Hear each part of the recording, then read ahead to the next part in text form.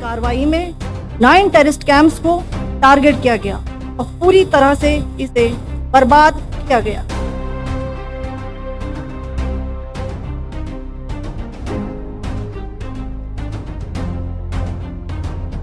Pakistan was the front face. We had China providing all possible support, and it's no support.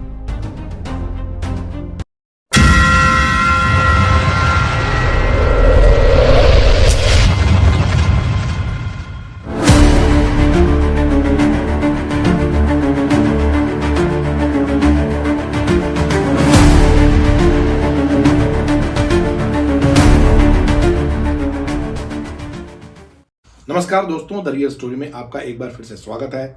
मैं हूं राजेंद्र शर्मा। कल्पना कीजिए एक operation जो सिर्फ पाकिस्तान को नहीं बल्कि चीन को भी हिला दे। मई 2025 का ऑपरेशन सिंदूर, भारत की सर्जिकल स्ट्राइक जो पहलगाम के 22 अप्रैल के आतंकी हमले का बदला लेने के लिए की गई थी। 9 पाकिस्तानी ठिकाने पूरी तरह से ध्वस्त, दर्जन भर हवाई संपत्तियां नेस्तनाबूद। लेकिन यह सिर्फ पाकिस्तान की हार नहीं थी, ये असल में यह हार थी चीन की भी। चीन भी शामिल था।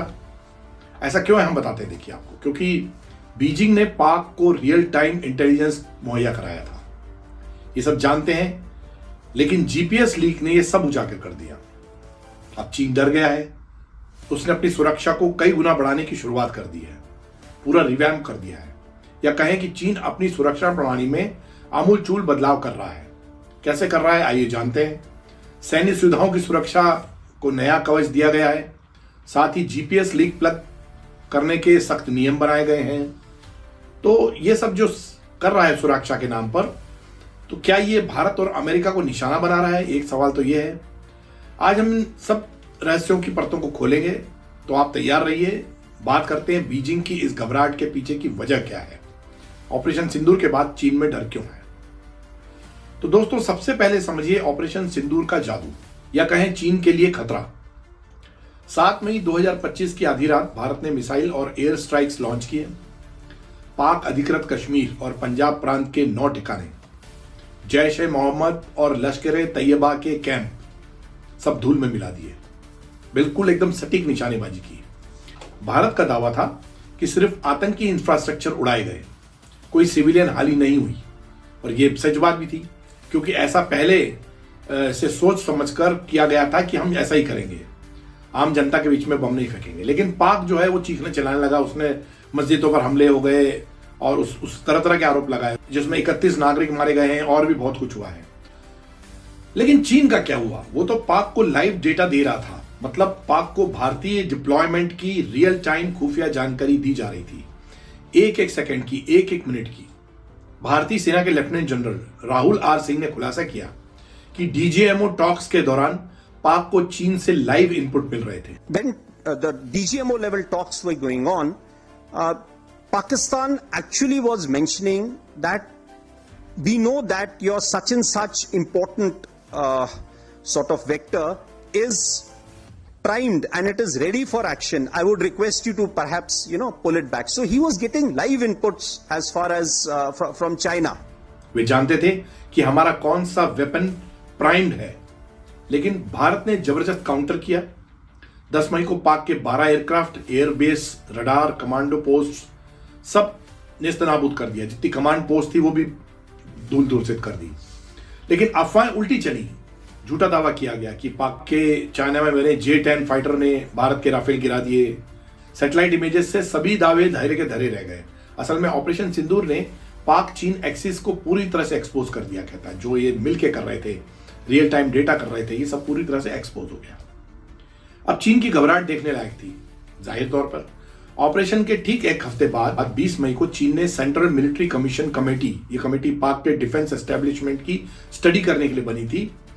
और वजह साफ थी, ये कमेटी की बैठक हुई।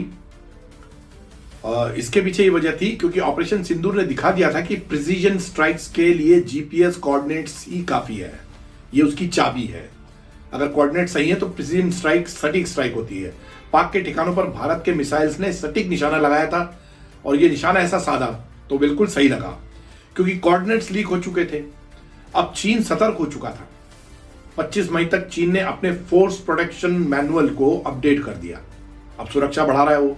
जून 30 तक उसने सर्कुलेटेड और मिलिट्री जोन्स में जीपीएस लीक रोकने का नया प्रोटोकॉल जारी कर दिया। तो नया प्रोटोकॉल आ गया है और अब 15 सितंबर 2025 से ये पूरी तरह से लागू हो गया।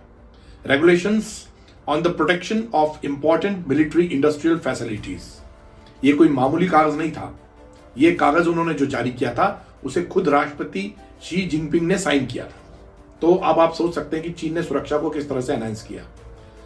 तो क्या हम कह सकते हैं कि ये नियम जो है वो प्रीएम्बल इसका साफ है, जो हमको दिख रहा था कि महत्वपूर्ण सैन्य औद्योगिक सुविधाओं की सुरक्षा निश्चित करने और उनके ऑपरेशंस दक्षता बनाए रखने के लिए जो मिलिट्री साइंस रिसर्च है या चीन का उत्पादन है या परीक्षण करता है वो या भंडारण करता है, जितने भी मिलिट्री बेसेस हैं उसके, इन तरह की जो जितनी गतिविधियां थी इनके सामान्य संचालन को सुरक्षित रखने के लिए और नेशनल सिक्योरिटी के मॉडर्नाइजेशन को और मजबूत बनाने के लिए ये सब करा।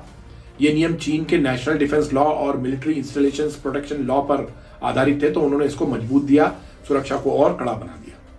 लेकिन असली टारगेट था लीक प्लग। जो कोऑर्डिनेट्स थे वो लीक कैसे हुए? इंपॉर्टेंट मिलिट्री इंडस्ट्रियल फैसिलिटीज, आखिर ये क्या है? रिसर्च, प्रोडक्शन, परीक्षण और स्टोरेज के लिए इस्तेमाल होने वाली बिल्डिंग्स हैं जो कि चाइना ने बना रखी थी, उनकी साइट्स हैं, सैन्य अड्डों की जो जगह हैं और उनको कैसे सुरक्षित रखा जाए, जैसे R&D, मैन्युफैक्चरिंग, ये साइट्स हैं, टेस्टिंग प्रोडक्ट्स हैं, टेस्टिंग ग्राउंड्स हैं, हथियारों के गोदाम हैं, डेटा सेंटर्स हैं, नेविगेशन स्टेशंस हैं, डेडिकेटेड एयरपोर्ट हाईवेज हैं, स्टेट काउंसिल और CMC हैं। इन सब के लिए सुरक्षा का कैटलॉग तैयार हुआ और चीन ने उसको एक तरह से बहुत ही स्ट्रिक्टली इसको कैटलॉग को तैयार किया। फिर इसके बाद चीन ने तय किया प्रोटेक्शन जोन्स हैं उनका डिलिनिएशन किया जाए। इसमें कहा गया कि सुविधा के आसपास जो जोन बनाए जाएंगे जिसमें कि लैंड, सी, आइलैंड्स, जहां जहां तक दूर दूर तक वहां पे जोन्स बनेंगे। चीन ने प्रबंध इकाइयों के प्लान बनाए, प्रोविंशियल डिपार्टमेंट अप्रूव किए, इकोनॉमिक डेवलपमेंट से बैलेंस करने की कोशिश की गई। लेकिन जो सिक्योरिटी को सबसे पहले रखा गया है वो अहम सवाल है। आपको लग रहा होगा ये बहुत सारी टेक्निकल बातें सामने आ रही हैं और ऐसा लग रहा है कि बहुत सारी जो कैटलॉग में उन्होंने ऐसी चीजें रखी हैं, तो ये बड़ी साधारण तौर पे है। चीन ने अपने मिलिट्री इंस्टॉलेशन, जो सैन्य उनकी इकाइयां थी, उनको छुपाने के लिए, उनको सुरक्षित रखने के लिए एक पूरा प्रोटोकॉल तैयार कर लिया है जो कि 15 सितंबर से चालू हो गया है। तो अब उसमें वो जो है वो प्रोटोकॉल में ये कहा गया है कि किसी तरह से उनके कोऑर्डिनेट्स लीक ना हो। मतलब भारत जैसा देश अगर सक्षम है तो वो उन पर प्रिसीजन अटैक, बिल्कुल सटीक हमला करेगा तो चीन में तबाही मच जाएगी। उसको लेकर पूरी सिक्योरिटी रिवैम्प की गई है। इसके अलावा चीन ने प्रोटेक्टिव मेजर्स लिए हैं और वॉल्स है और फेंस है, जो उनकी गार्ड पोस्ट है, CCTV है, एक्सेस कंट्रोल बनाए गए हैं, वाटर जोन्स में बाउंड्री मार्कर्स लगाए गए हैं, संवेदनशील इलाकों में फोटोग्राफी पूरी तरह से बैन कर दी गई है, एयरक्राफ्ट को सीमा में प्रवेश के लिए जो है अप्रूवल जरूरी हो गया है, साथ ही GPS पोजिशनिंग और सख्त कर दी गई है, उसकी परमिशन भी लेनी पड़ेगी, ऐसे भी सख्ती लगाई गई है। मतलब हर तरह की सख्ती अब चीन ने लगा दी है और CCTV सर्वेलेंस तो है ही उनके। लेकिन सवाल वही उठता है कि GPS लीक कैसे हुई चीन की और पाकिस्तान को कैसे नुकसान उठाना पड़ा। इसके लिए खास कदम उठाए गए हैं। मिलिट्री जोन में सर्वे हो रहा है, मेजरिंग बिना अप्रूवल बैन कर दिया गया है, डेटा शेयरिंग पर सेंट्रल अप्रूवल चाहिए और आउटर सेफ्टी कंट्रोल रेंज है, जो जोन के बाहर भी वार्निंग मार्क्स है तो वो सब है, ब्लास्टिंग है, शूटिंग पर बैन है, इलेक्ट्रोमैग्नेटिक प्रोटेक्शन है, रेडियो फैसिलिटीज के आसपास कोई इंटरफेरेंस नहीं होगा, ये सब उन्होंने करा है। ये सब CPS सिग्नल्स को ब्लॉक करने के लिए किया गया है ताकि ऑपरेशन सिंदूर जैसी स्ट्राइक्स ना हो। तो हमने देखिए पूरा चीन का कच्चा चिट्ठा खोल दिया आपके सामने, किस तरह की वो तैयारियां कर रहा है और उसका एक पूरा प्रोटोकॉल हमारे सामने आ गया, हमारे पास मौजूद है। चाइना ने डुअल यूज फैसिलिटीज को भी मिलिट्री कैंटोनमेंट में शिफ्ट कर दिया है और ब्रेक ऑफ सिक्योरिटी पर कड़ी नजर है अगर किसी भी तरह की सिक्योरिटी ब्रीच होती है।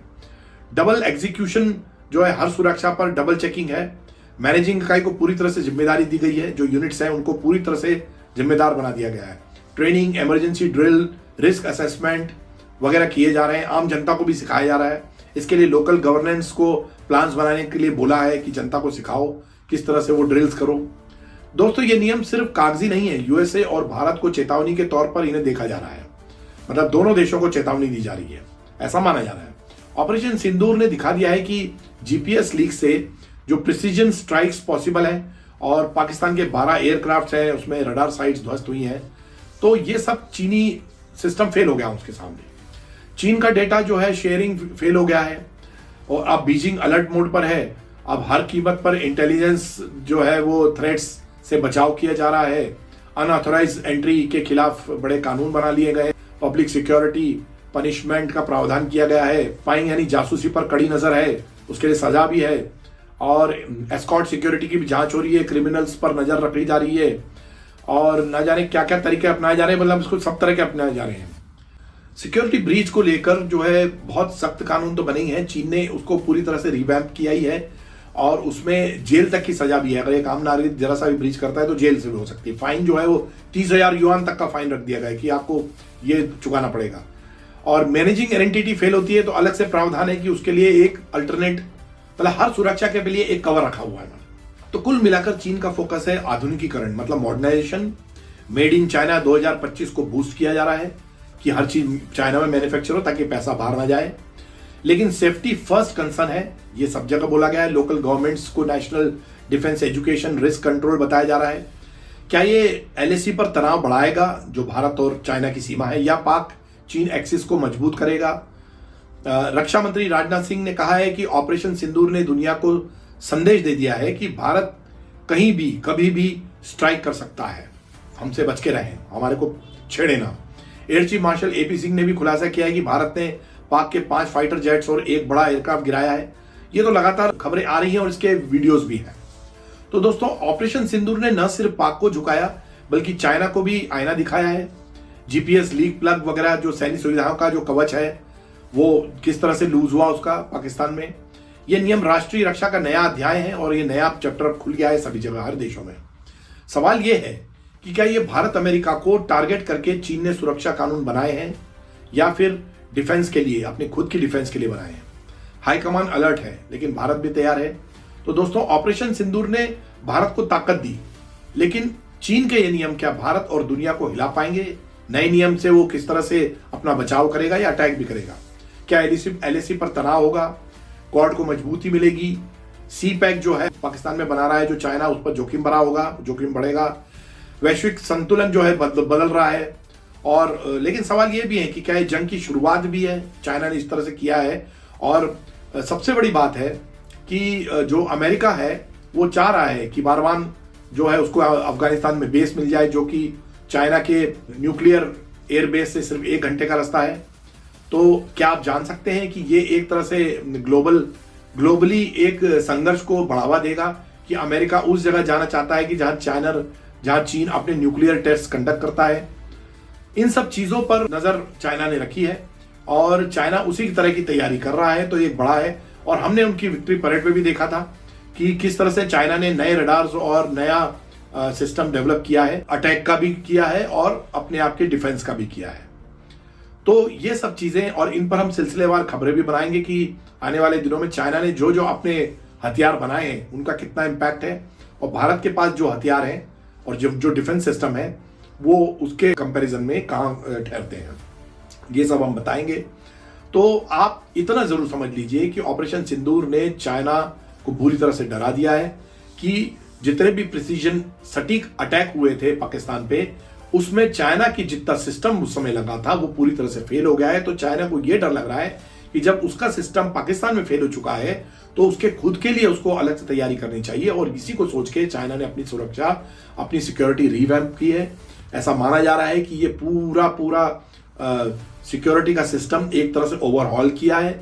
अब जो है वो कॉन्टैक्टलेस वॉर हो रहा है कि सेना एक दूसरे के क्षेत्र में नहीं घुसती है, तो ड्रोन और मिसाइल से अटैक होते हैं। तो चाइना भी वही कोशिश कर रहा है कि इन अटैक्स को किस तरह से डिफेंस किया जाए, उस पर ज्यादा जोर है। तो दोस्तों, इस मुद्दे पर आपकी क्या राय है कमेंट्स में हमें बताएं। लाइक, शेयर, सब्सक्राइब करें, बेल आइकन दबाएं। सच तो यह है कि राजनीति और स्ट्रैटेजी कभी सोती नहीं है। इसलिए मिलते हैं अगले एपिसोड में। आपका बहुत बहुत धन्यवाद। जय हिंद।